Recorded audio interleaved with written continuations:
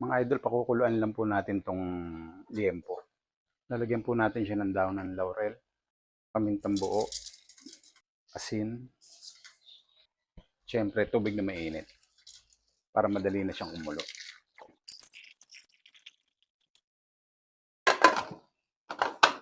Pakuluan lang po natin siya sa loob ng 30 minutes.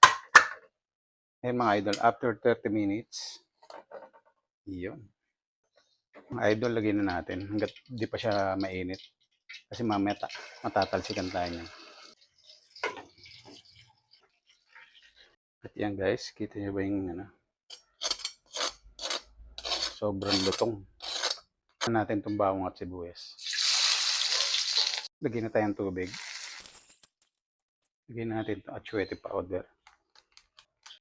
Lagyan lang po tayo ng 4 cubes.